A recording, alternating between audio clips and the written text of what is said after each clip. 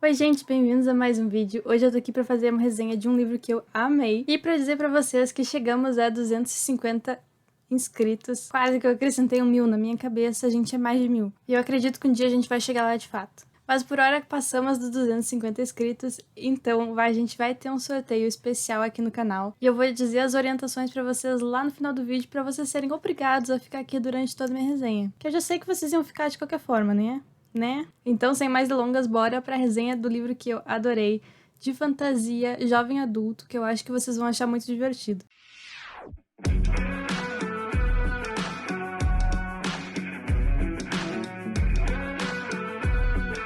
Lendários é um lançamento recente da Intrínseca e é um livro da Tracy Deonn.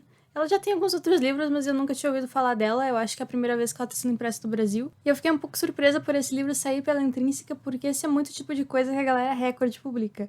A galera Record é a mesma que publica Instrumentos Mortais, da Cassandra Clare, que publica todos os livros da Sarah J. Maas, que também é uma autora muito grande nesse nicho. Então é uma editora que publica muitas coisas adolescentes, e muito de fantasia adolescente. Então fiquei um pouco surpresa com a decisão da Intrínseca de trazer esse livro, mas achei uma ótima decisão, porque é um livro fenomenal. Vou começar falando um pouco da edição, já que a gente tá falando da editora.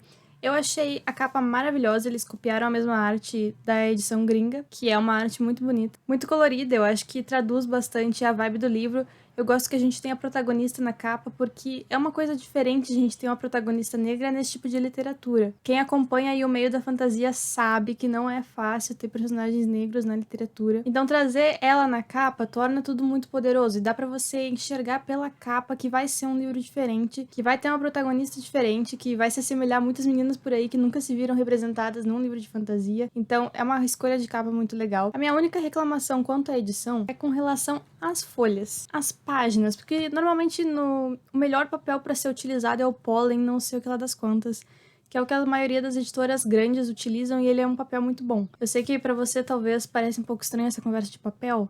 Quando você é uma pessoa que lê muito, que nem eu, você começa a reparar esse tipo de coisa. O papel pólen é um papel que tem uma espessura boa, assim, para não aparecer o que tá escrito na parte de trás. Ele é bom para você tocar, ele é bom para você olhar, que às vezes pode ter uma cor de papel determinada que vai machucar o seu olho, que vai ser mais desconfortável para ler. Mas o papel que a gente tem aqui, ele não é desconfortável. Ele é o Ivory Slim. O que acontece? Ele não é desconfortável, mas ele é um papel que ele gruda um no outro, sabe? Eu não sei o que causa isso. Eu só sei que várias vezes ao longo da leitura eu me peguei assim, lendo uma coisa, eu virava a página e começava a ler uma frase e eu ficava confusa. Tipo, ué, essa frase parece que não completa o que eu tava lendo antes. E eu descobria que eu tinha virado mais de uma página sem querer porque elas tinham se grudado. E isso aconteceu muito mais nesse livro do que em qualquer outro que eu tenha lido na vida, que eu me lembro pelo menos. Então aí a decisão do papel realmente achei esquisita. Aí você poderia argumentar, Julia, mas não está úmido aí onde você está? Vive estando úmido onde eu estou. Eu moro numa terra de umidade. Nem por isso os meus livros grudam. Esse aqui gruda. Porém, ele continua sendo um livro maravilhoso, então isso não tira o mérito dele. Eu só diria para as editoras prestarem uma certa atenção aí, para ter um cuidado, porque ele parece um pouco fino até. Eu tenho um pouco de medo de rasgar esse tipo de página. Eu diria então, leia com cuidado e cuide para que você não esteja virando mais de uma página de uma vez sem querer. Agora, falando da história, aqui a gente vai conhecer a Brie Matthews, que é essa personagem que a gente tem aqui na capa. E logo de cara a gente descobre que a Brie acabou de perder a mãe dela, e ela tá muito triste com isso. A gente vai ver ela lidando bastante com o luto ao longo da história. Nesse sentido, me lembrou muito a personagem Dev de Eu Nunca, que é uma série que eu gosto bastante, e eu sei que várias pessoas se irritam com a Dev da série pelas decisões burras que ela toma, mas ao mesmo tempo eu sinto que as decisões dela são muito coerentes com a idade da personagem e com o momento traumático que ela tá vivendo. E eu acho que a gente tem o mesmo caso aqui. A gente tem uma personagem que talvez você se irrite com ela em alguns momentos, mas eu diria que todas as ações dela são coerentes com o que ela está vivendo, com as coisas que ela tá sentindo. Então nota 10 nesse quesito pra autora. Vocês sabem que eu sou muito preocupada em como autores adultos escrevem adolescentes. E aqui a gente tem nota 10, perfeito. A gente tem uma personagem que tá inserida em várias pautas de racismo, de várias problemáticas, como gênero também. A gente tem aqui um personagem não binário, por exemplo. A gente tem personagens gays, tem personagem lésbica, tem personagem bi. Então a gente vê adolescentes inseridos em temáticas que são bastante discutidas, né, no meio adolescente, que são discutidas também em outros meios, em todas as idades, mas que é muito presente realmente na geração mais nova. Então toda a representação dessa faixa etária achei que foi bem legal aqui. Se você é um pai que tá aqui assistindo pra saber se seu filho pode ler, não tem sexo aqui. Se vai ter no futuro, não sei, porque o resto dessa série não foi publicado ainda, não foi nem publicado nem nos Estados Unidos ainda, mas esse livro eu posso dizer pra vocês que ele é limpo de cenas maior 18. Ele é seguro para o seu filho adolescente, caso você esteja preocupado com isso. Que eu sei que é uma preocupação aí de muitos pais que às vezes não sabem o que o filho tá lendo, querem ter um conhecimento maior do que estão entregando na mão dos filhos. Então já fica pra você essa ideia. E seguindo aqui com a história, a Bri vai começar num programa universitário, mas ela não é uma universitária ainda. Foi uma coisa que eu achei esquisitinho, coisa de americana. Ela tá na escola ainda, ela tem 16 anos, mas porque ela teve muito mérito, assim, ela é muito inteligente, ela foi escolhida pra participar desse programa em que alguns jovens do ensino médio vão morar na faculdade, lá nos dormitórios, e já podem fazer algumas aulas, o que pra mim é um conceito muito estranho, porque você não terminou ainda nem estudar toda a matemática do ensino médio. Mas eu sei que nos Estados Unidos tem uns rolês assim que eles pulam umas aulas, fazem matemática avançada, matemática básica, sei lá. O fato é que essa menina de 16 anos está na faculdade. Você entenda isso ou não. E ela não foi sozinha, ela foi com a melhor amiga dela, Alice Shen, que a gente vai ter uma representatividade asiática na amiga dela. Ambas são duas nerdzonas e elas estão ali na universidade, que foi a mesma universidade em que a mãe da Bri estudou. Então ela tá tendo toda uma conexão, assim, com a mãe dela, que também afeta muito ela de várias formas. E elas já se metem em confusão no primeiro dia, né? Claro. Elas vão numa festa, assim, de noite, que tem toda uma gurizada pulando de um penhasco, que os calouros pulam tradicionalmente, fazem um mergulho. Só que elas não deveriam estar lá, porque elas têm 16 anos e elas não têm autorização pra sair de noite da universidade. Aí o que acontece? Começa uma briga ali, e tá todo mundo, meu Deus, uma briga. A polícia vem, tá todo mundo correndo, e nessa hora a Bri começa a ver umas coisas que ninguém mais está vendo. Parece meio que uma fumaça colorida, assim, e depois a gente vai meio que entender o que é essa questão que tá acontecendo. Mas basicamente, Bri está vendo coisas sobrenaturais. E ela tá vendo alguns jovens que ela conheceu ali interagindo com as coisas sobrenaturais como se eles também enxergassem. Porém, todos os outros não enxergam. Ela fica com aquela pulga atrás da orelha, o que foi que aconteceu?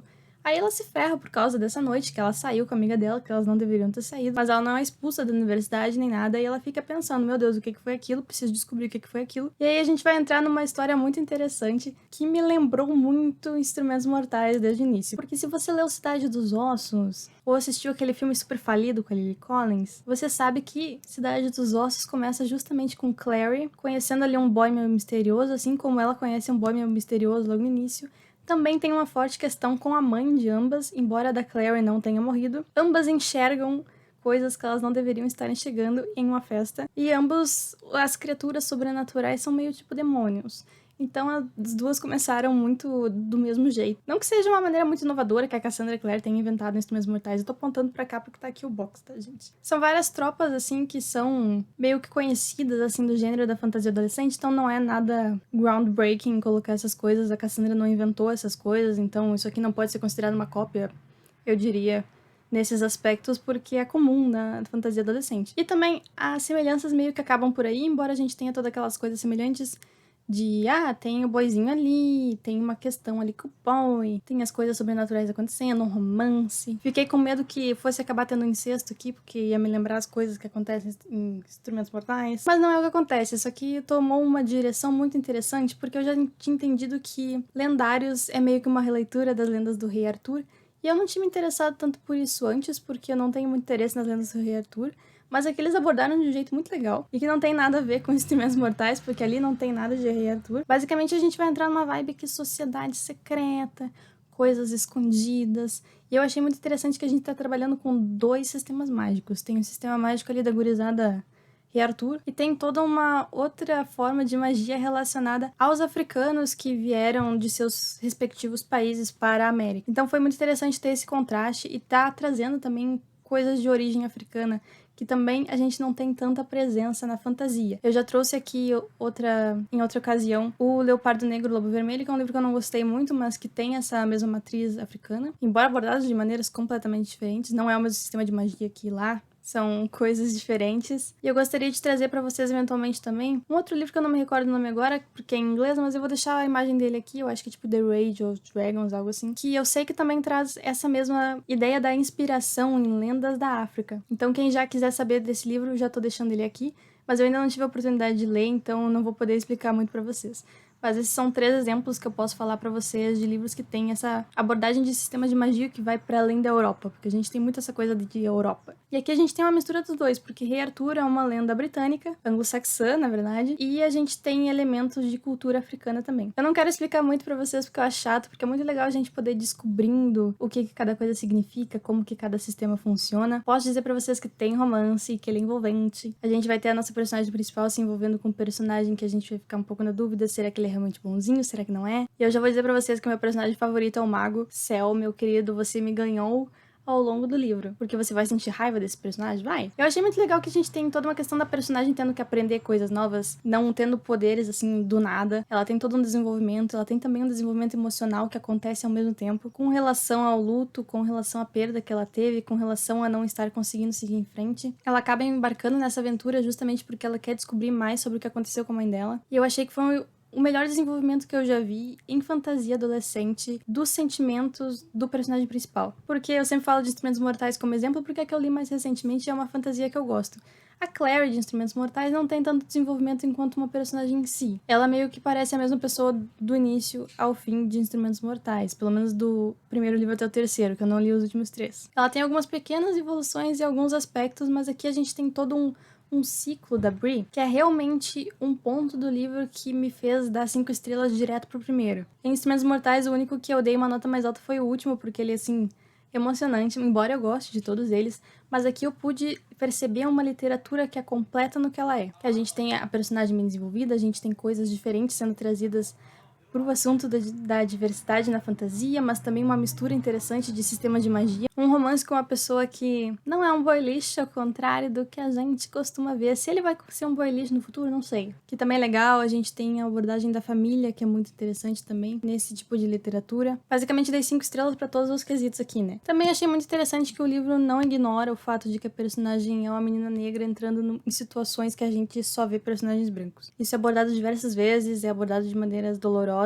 é abordado como se ela não se sentisse pertencer a alguns ambientes, como se as pessoas naqueles ambientes não sentissem que ela pertence a eles. Então isso é importante, que a fantasia não simplesmente coloque personagens negros numa fantasia que se passa no nosso mundo mesmo, e que portanto tem as mesmas cargas do nosso mundo, e que reconheça essa personagem dentro desse contexto, as dificuldades que ela vai ter nesse contexto, mesmo sendo uma fantasia. É uma situação completamente diferente se você fosse criar um mundo do zero, porque aqui a gente tá na planeta Terra, tem coisas sobrenaturais, mas é o planeta Terra. É diferente de você entrar no mundo Senhor dos Anéis ou as Crônicas de Gelo e Fogo, que são lugares completamente diferentes, que teoricamente você pode fazer o que você quiser com os personagens e criar uma história do zero. Aqui não, aqui a gente tem o contexto do mundo em que vivemos, então isso é importante de estar representado na trama. Então, muito bom esse aspecto também. A escritora foi muito boa em retratar isso, sem ser de uma forma que tomasse o livro, mas que é importante pra ele. E é isso, eu acho que eu elogiei todos os aspectos. Eu li esse livro de uma forma que só tinha acontecido antes com Cidade de Vidro da Cassandra Clare, que foi a seguinte: eu li 50 páginas na sexta-feira de noite antes de dormir, e no dia seguinte, no sábado, eu li 400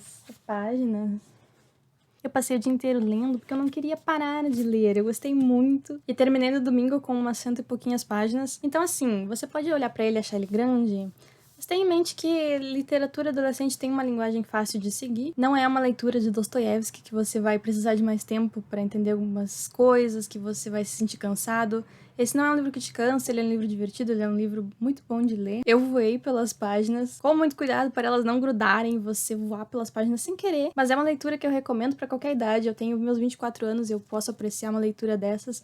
A minha dica para vocês é nunca se levem tão a sério que vocês não possam fazer uma coisa divertida. Só porque vocês estão tipo, ai, já passei dessa fase, já passei dessa idade. Faz o que você tá a fim de fazer, sabe? Pro pessoal adolescente que me acompanha, também acho uma leitura muito legal para vocês, porque vai ser divertido e vai ter uma representação legal de uma pessoa da idade de vocês, passando por problemas que vocês podem passar também. E fiquei curiosa para saber o que vai acontecer em seguida. Eu queria muito ter o próximo livro já em mãos, mas ele não foi publicado ainda, então aguardamos. A gente já tem um título. Estou sem internet agora para pesquisar qual é, então vou escrever aqui o título a hora que eu estiver editando e vocês vão ver. Eu tô vendo que as pessoas estão animadas com alguns dos aspectos que eu também tô, então fica a dica desde já e fica a minha animação pro próximo livro. Eu indico muito essa leitura e por hoje a gente vai ficar por aqui. Não esqueçam de se inscrever no sorteio que vai estar aqui na descrição. Eu disse que eu ia trazer as informações no final e eu trouxe realmente bem no final. Aqui na descrição, então, vai estar todas as informações para como você pode concorrer.